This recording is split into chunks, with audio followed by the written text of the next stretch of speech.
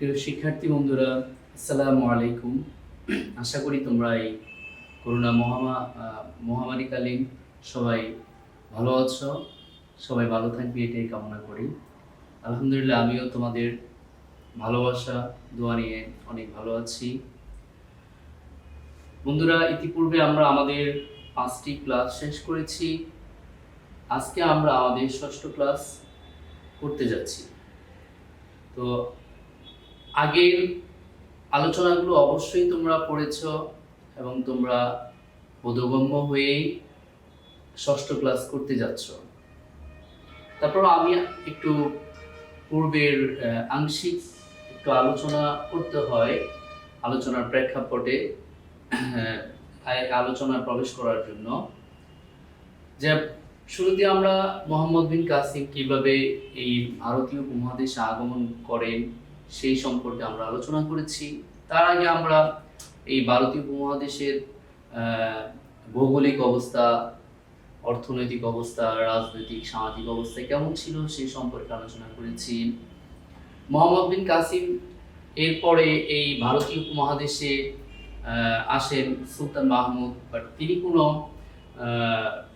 রাজ্য প্রতিষ্ঠা করতে পারেন, মুসলিম শাসন এর প্রতিষ্ঠা করতে পারেননি, কারণ তিনি এসেছেন, জয় করেছেন, আবার চলে গিয়েছেন। একইভাবে তারপরে সুলতান মাহমুদ 17 বার এই ভারতবর্ষে আক্রমণ চালিয়ে 17 বারে জয়লাভ করেন। এরপরে আসেন মোহাম্মদ ঘুরি এসে তিনি তরাইনের প্রথম যুদ্ধে পরাজিত হন। তরাইনের দ্বিতীয় যুদ্ধে তিনি রাজপুতদেরকে পরাজিত করে তিনি সেখানে একটা শাসন ব্যবস্থা প্রতিষ্ঠা করার প্রয়াস চালান, বাট ইতিমধ্যেই তিনি মৃত্যুবরণ করেন। মৃত্যুর পূর্বে তিনি তার সুযোগ্য, তার বিশ্বস্ত, সুনিপুণ, দক্ষ সেনানায়ক কুতুবউদ্দিন আইবেককে তিনি তার উত্তরাধিকারী মনোনীত করে যান। সেই কুতুবউদ্দিন আইবেক এই প্রথম ভারতীয় উপমহাদেশে মুসলিম শাসন ব্যবস্থা প্রতিষ্ঠা করেন, আর সেই শাসন ব্যবস্থাটাই দিল্লি সালতানাত। অর্থাৎ ভারতীয় উপমহাদেশে একটা নতুন রাজনৈতিক ধারা চালু হয়, নতুন রাজনৈতিক প্রেক্ষাপট রচিত হয়। তো আমরা আজকে আমাদের আলোচনা হবে দিল্লি সালতানাত যুগ নিয়ে। দিল্লি সালতানাতের এই যে যুগ, তার সময়কাল হলো 1206 থেকে নিয়ে 1526 খ্রিস্টাব্দ পর্যন্ত। এই সময়কালের মধ্যে এখানে একটি গোত্র বা একটি রাজবংশতে শাসন করেছে তাই নয়, এখানে 5টি রাজবংশ এই সালতানাতের যুগে শাসন করেছিলেন। প্রথমত আসি আমরা দিল্লি সালতানাত যুগ বলতে কি বোঝায়। দিল্লি সালতানাত যুগ বলতে ভারতীয় উপমহাদেশের মধ্যযুগে মুসলিম শাসন কালকেই বোঝায়। আমি আবারও বলছি, দিল্লি সালতানাত বলতে ভারতীয় উপমহাদেশে মধ্যযুগের মুসলিম শাসন কালকেই মূলত মিন করে। তো এই দিল্লি সালতানাতের যুগের প্রাথমিক যে রাজবংশ শাসন কার্য পরিচালনা করে, আর সেটা হলো মামলুক বা দাসবংশ। এই মামলুক বা দাসবংশের সময়কাল ছিল 1206 থেকে নিয়ে 90 খ্রিস্টাব্দ পর্যন্ত। আমি তোমাদের দৃষ্টি জ্ঞাতার্থে আবার বলছি, মামলুক বা দাসবংশ, এদের এই বংশের শাসনকাল ছিল 1206 থেকে নিয়ে 1290 খ্রিস্টাব্দ পর্যন্ত। আর এই সময়কালে যারা শাসন করেছিল বলা হয়ে থাকে 11 জন শাসক, 11 জন সুলতান এই সময়কালে শাসন করেছিলেন, তারা সকলেই তুর্কি ছিলেন। এরপরে আমরা দেখতে পাই, তারপরে আসে খলজি বংশ। 1290 থেকে নিয়ে 1320 খ্রিস্টাব্দ পর্যন্ত এই দিল্লি সালতানাতের শাসন কার্য পরিচালনা করেন, আর এরাও ছিল তুর্কি। এরপরে আমরা দেখতে পাই তুগলক বংশ। তুগলক বংশ শাসন করে 1320 থেকে নিয়ে 1413 খ্রিস্টাব্দ পর্যন্ত, এবং এরাও ছিল তুর্কি।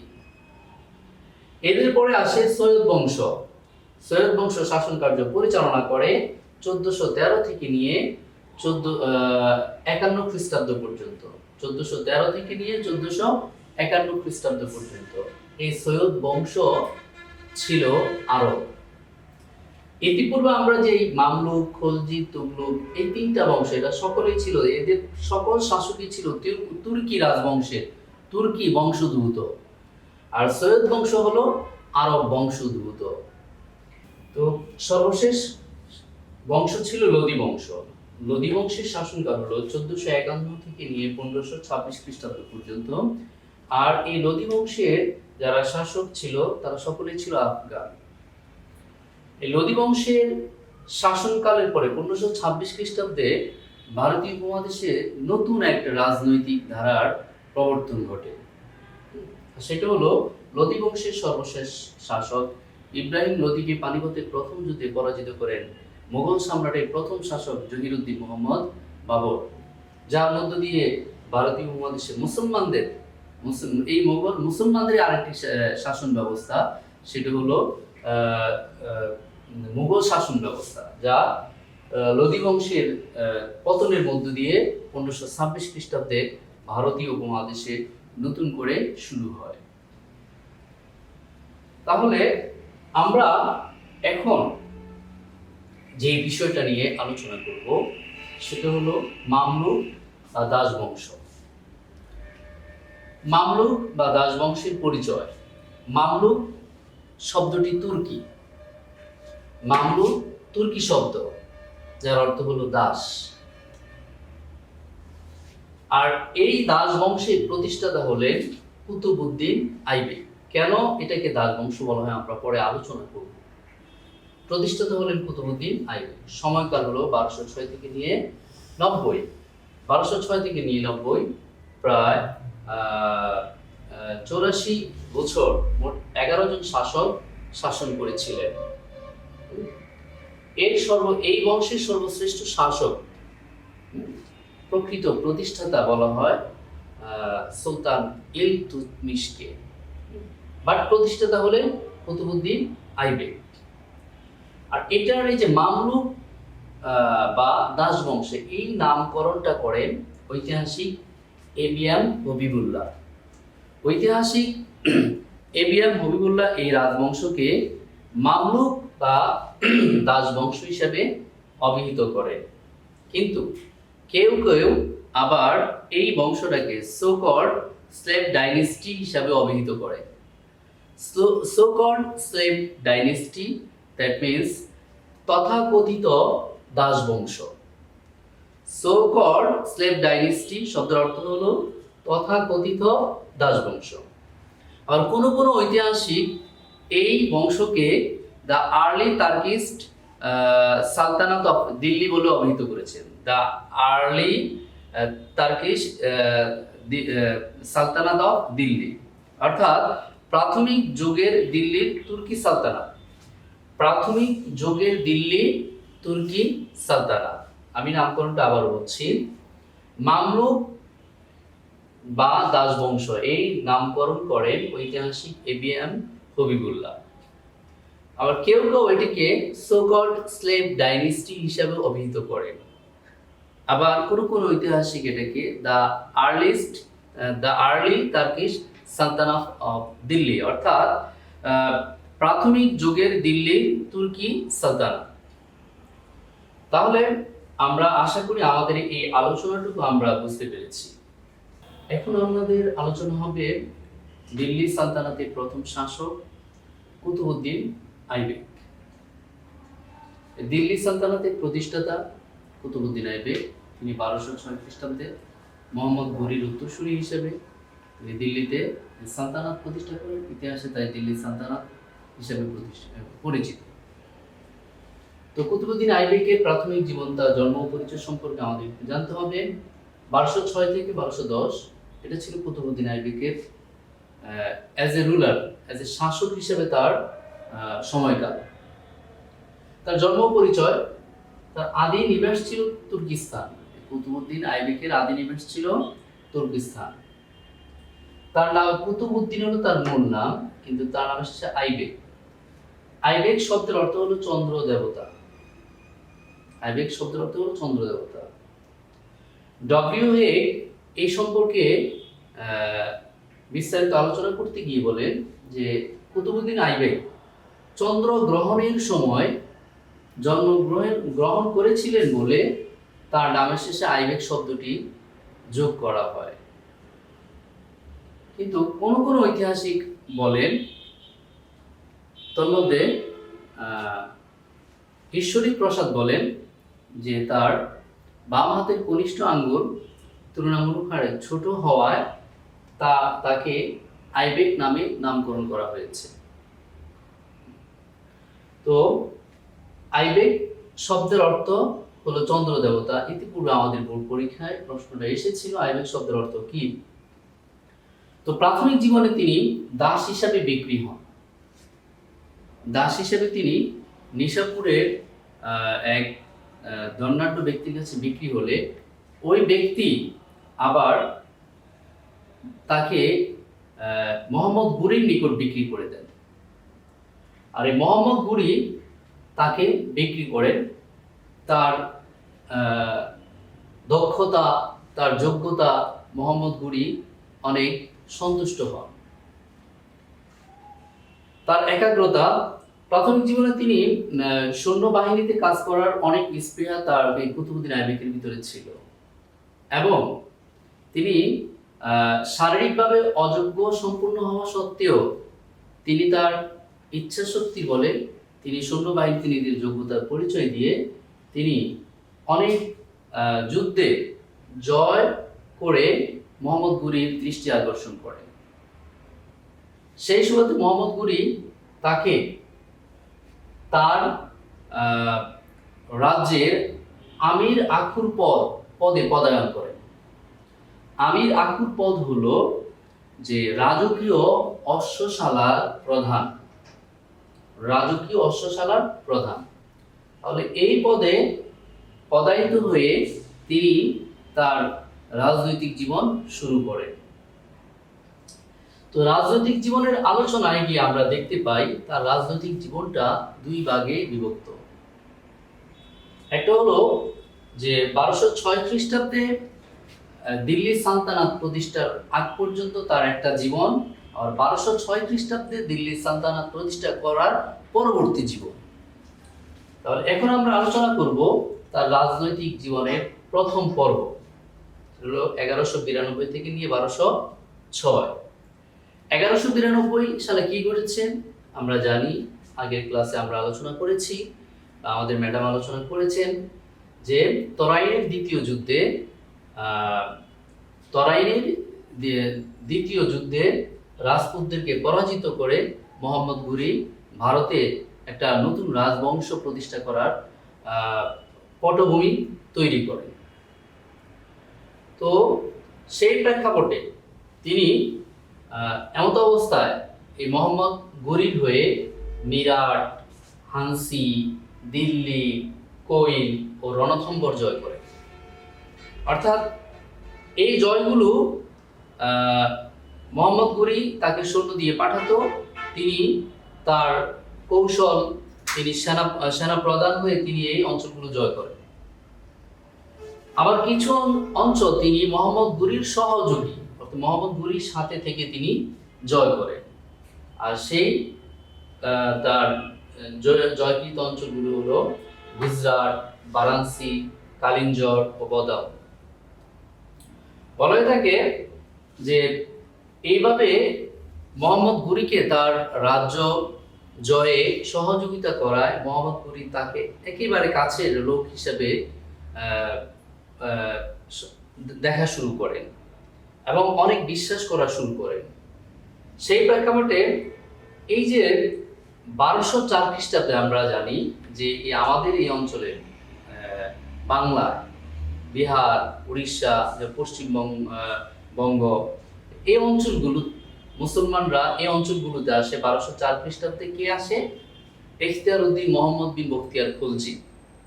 বলা হয়ে থাকে এই ইখতিয়ারউদ্দিন মোহাম্মদ বিন বখতিয়ার খলজিকে কে প্রেরণ করে?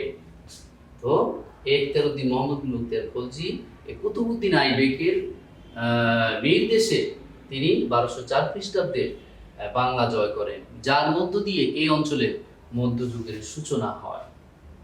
তাহলে আমরা কুতুবউদ্দিন আইবেকের জন্ম, পরিচয় এবং তার রাজনৈতিক জীবনের প্রথম অংশ আলোচনা করেছি। তো ইতিপূর্বে আমরা তার রাজনৈতিক জীবনের প্রথম পর্ব নিয়ে আলোচনা করেছি। এখন আমরা কুতুবউদ্দিন আইবেকের রাজনৈতিক জীবনের দ্বিতীয় পর্ব নিয়ে আলোচনা করব। তার রাজনৈতিক জীবনের দ্বিতীয় পর্ব শুরু হয় মোহাম্মদ ঘুরির মৃত্যুর মধ্য দিয়ে। মোহাম্মদ ঘুরির মৃত্যুর প্রায় 3 মাস পরে, অর্থাৎ মোহাম্মদ ঘুরি বলা হয়ে থাকে মোহাম্মদ ঘুরি তাকে তার পরবর্তী উত্তরাধিকারী হিসেবে মনোনীত করে যান। তার যোগ্যতা, তার দক্ষতা, তার রণনিপুণতা, তার সমর শাস্ত্রে তার সমর রাজ্যে তার যে পাণ্ডিত্য, যেই দক্ষতা, এই সকল কারণে তাকে তিনি তার উত্তরাধিকারী মনোনীত করে যান। তো প্রথমত তিনি সালতানাত প্রতিষ্ঠা বা দাস বংশ প্রতিষ্ঠা করেন।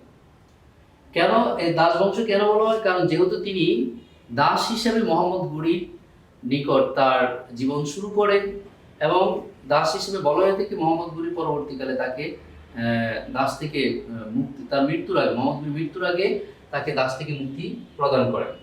তো যেহেতু দাস হিসাবেই তিনি মোহাম্মদ ঘুরির হাত ধরে তিনি এই বংশের সূচনা করেছেন, এজন্যই এই তার প্রতিষ্ঠিত বংশকে দাস বংশ বলা হয়। এরপরে আমরা দেখব তিনি সালতানাত প্রতিষ্ঠার পর, অর্থাৎ নিজেকে সুলতান হিসেবে ঘোষণা করার পর তিনি তার যে সকল কর্মকাণ্ড তিনি পরিচালনা করেন, যে কর্মকাণ্ডের মধ্য দিয়ে তিনি দিল্লিতে সমসাময়িক কালে শ্রেষ্ঠ শাসক হিসেবে পরিচিতি লাভ করেন। প্রথমত তিনি সালতানাত ঘোষণা করে সমগ্র উত্তর ভারত তুর্কিদের অধীন করেন। যে আমরা দেখেছি যে সেই মধ্যযুগ থেকে নিয়ে বর্তমান সময়েও উত্তর ভারতের রাজনীতির যে একটা একচ্ছত্র আধিপত্য, সেটা বর্তমানে নয়, সেই সময়কাল থেকেই চলে এসেছে। তো তিনি অর্থাৎ দিল্লিকে অধীন করার জন্য, দিল্লিকে পুরোপুরিভাবে আয়ত্তে আনার জন্য উত্তর ভারতের রাজনীতিকে অধীন করতে হবে, তাহলেই দিল্লির শাসন সম্ভব। সেই প্রেক্ষাপটে তিনি প্রথমেই সমগ্র উত্তর ভারতে তুর্কিদের অধীন করে ফেলেন। এবার উত্তর পশ্চিম সীমান্তে নজরদারি। উত্তর পশ্চিম সীমান্ত দিয়ে, অর্থাৎ যে আফগানরা, তারপরে গজনির সুলতানরা উত্তর পশ্চিম সীমান্ত দিয়ে আক্রমণ করার প্রচেষ্টা চালাতো। তো তাদের আক্রমণ প্রতিহত করার জন্য তিনি সেদিকে নজর দেন। তাজউদ্দিন ইয়ালদুসকে পাঞ্জাবতে দিতে হন।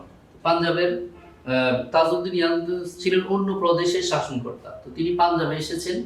পাঞ্জাব থেকে তিনি এই কুতুবউদ্দিন আইবেককে পরাজিত করে তিনি দিল্লিতে তার শাসন ব্যবস্থা পরিচালনা করার একটা চিন্তা ভাবনা নিয়ে এগোচ্ছিলেন। আর তার এই পরিকল্পনা কুতুবউদ্দিন আইবেক বুঝতে পেরে তিনি তাজউদ্দিন ইয়ালদুসকে পাঞ্জাব হতেই বিতাড়ন করেন, তাকে পরাজিত করে পাঞ্জাব হতে বিতাড়ন করেন। হিন্দু রাজপুতদের বিদ্রোহ দমন। হিন্দু রাজপুত যে তরাইনের প্রথম যুদ্ধে হিন্দু রাজপুতদের নিকট পরাজিত হন মোহাম্মদ ঘুরি, দ্বিতীয় যুদ্ধে তিনি জয়ী হয়ে সর্বশেষ এই জয় মুসলমানদেরকে যে সালতানাত প্রতিষ্ঠা করার সুযোগ করে দেয়। কিন্তু এই হিন্দু রাজপুতরা কিন্তু তখনও বসে ছিল না।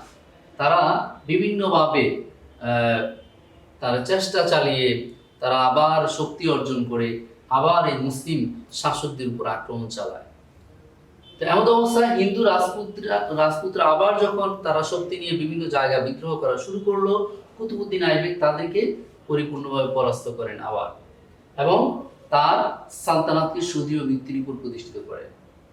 আলীবর্দানকে বঙ্গের শাসন প্রদান। এই আলীবর্দান যে আমরা শুনেছি ইতিপূর্বে যে 1204 খ্রিস্টাব্দে ইখতিয়ারউদ্দিন মোহাম্মদ বিন বখতিয়ার খলজি বাংলা জয় করেন, যার মধ্য দিয়ে বাংলার ইতিহাসে নতুন একটা ধারার সৃষ্টি হয়, নতুন যুগের সূচনা হয়, মধ্যযুগের সূচনা হয়। এই আলীবর্দান এই বখতিয়ার খলজিকে হত্যা করেছেন।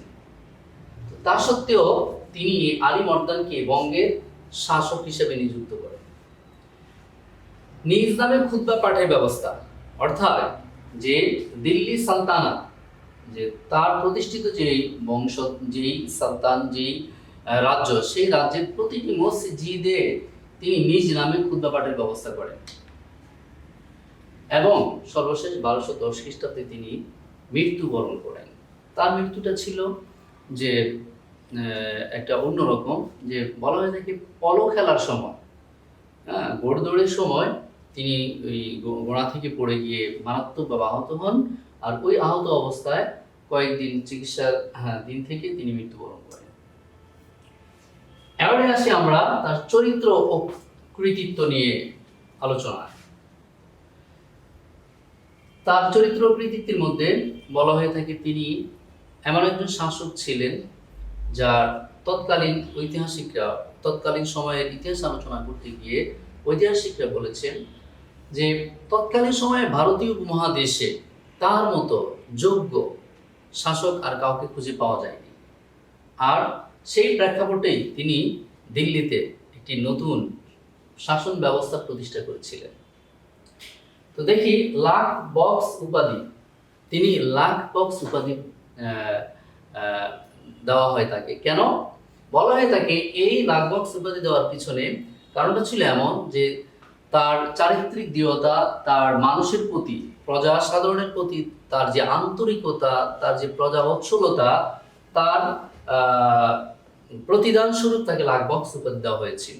যে কি করেছেন তিনি, বলা হয় তাকে তিনি প্রতিদিন 1 লক্ষ টাকা, কেউ বলে আমরা 100 টাকা বলি, তৎকালীন মুদ্রা ছিল 1 লক্ষ মুদ্রা তিনি গরিব প্রজাদের মধ্যে বিতরণ করতেন, গরিব প্রজাদেরকে তিনি দান করতেন। এই জন্যই তার উপাধি দেওয়া হয়েছে লাখ বক্স। ধর্মানুরাগী ছিলেন, নিজ ধর্ম তিনি যেভাবে পালন করতেন, ধর্মের প্রতি তিনি অনেক অনুগত ছিলেন। এমনকি পর ধর্ম সহিষ্ণু, পরের ধর্মের প্রতিও তিনি সজাগ ছিলেন। অন্য ধর্মের মানুষ যেন তাদের ধর্ম পালনে কোনো ধরনের বাধার সৃষ্টি না হয়, সেটাও তিনি করেছেন। এবং অন্য ধর্মের মানুষের মতামত, তাদের অধিকার সম্পর্কে তিনি সচেষ্ট ছিলেন। দিল্লি সালতানাতের প্রতিষ্ঠাতা তিনি, অবভিয়াসলি দিল্লি সালতানাত প্রতিষ্ঠা করেন। সেনানায়ক, তিনি একজন সমরনায়ক ছিলেন, সেনাপতি ছিলেন। তার সমর নিপুণতায় তিনি এই দিল্লি সালতানাত প্রতিষ্ঠা করেছেন। মোহাম্মদ ঘুরি তাকে তার সবচেয়ে কাছের মানুষ হিসেবে বেছে নিয়েছেন, শ্রেষ্ঠ শাসক। আমি প্রথমেই বলেছি যে তৎকালীন ইতিহাসের আলোচনা করতে গিয়ে ঐতিহাসিকরা বলেছেন যে তার মতো শ্রেষ্ঠ শাসক তৎকালীন সময়ে ছিল না। স্থাপত্য শিল্পের পৃষ্ঠপোষক তিনি, স্থাপত্য শিল্পের অন্যতম পৃষ্ঠপোষক ছিলেন, যার প্রতিদান স্বরূপ বলা হয়ে থাকে দিল্লিতে তিনি কুতুব মিনার নির্মাণ করেন। কুতুব মিনার নির্মাণ করার প্রেক্ষাপট ছিল, অর্থাৎ দিল্লির যে জয় করেন সেই জয়কে স্মরণীয় করে রাখার জন্য তিনি কুতুবউদ্দিন কাকি নামক একজন দরবেশের নামানুসারে, একজন পীরের নামানুসারে তিনি এই মিনারটি তৈরি করেন। কিন্তু তিনি মৃত্যুর আগে এটা সম্পন্ন করে যেতে পারেননি। তার এই অসমাপ্ত কাজ সম্পন্ন করেছিলেন তার পরবর্তী শাসক, তার যোগ্য উত্তরসূরি সুলতান ইলতুৎমিশ। বলা হয়ে থাকে দিল্লিতে তিনি 2.5 দিনকা জোপড়া নামক মসজিদ তৈরি করেন। আরো বলা হয়ে থাকে কুয়াতুল ইসলাম নামক একটি মসজিদও তিনি কি প্রতিষ্ঠা করেন। তাহলে এই স্থাপত্য শিল্পগুলো প্রতিষ্ঠার দিক বিবেচনা বলা যায় তিনি স্থাপত্য শিল্পের অন্যতম একজন পৃষ্ঠপোষক ছিলেন। তাহলে আমরা বলতে পারি যে কুতুবউদ্দিন আইবেক যে একজন রাজনীতিবিদ হিসেবে, একটা সালতানাতের প্রতিষ্ঠাতা হিসেবে কতটা যোগ্য ছিলেন, যে তার এসব কর্মকাণ্ডে বিবেচনায়, বিশ্লেষণে বলা যায় যে অবশ্যই তিনি একজন সফল রাষ্ট্রনায়ক ছিলেন, সফল প্রতিষ্ঠাতা ছিলেন। যার কারণে ইতিহাস যুগ যুগ ধরে তাকে মনে রাখছে এবং পৃথিবী যতদিন থাকবে কুতুবউদ্দিন আইবেকের নাম পৃথিবীর ইতিহাসে, মুসলমানদের ইতিহাসে, ভারতীয় উপমহাদেশের ইতিহাসে স্বর্ণাক্ষরে লেখা থাকবে। তো প্রিয় বন্ধুরা, আমাদের ষষ্ঠ ক্লাস আজকে এই পর্যন্তই। তোমরা সবাই ভালো থাকবে, বাসায় অবস্থান করবে, পড়ালেখা করবে, হ্যাঁ, স্বাস্থ্যবিধি অবশ্যই মেনে চলবে। সবার আগে নিজেদেরকে সুস্থ রাখতে হবে। এই প্রত্যয় নিয়ে, এই ইচ্ছা নিয়ে আমি আজকের আলোচনা এখানেই শেষ করছি। সবাই ভালো থাকবে। আল্লাহ হাফেজ।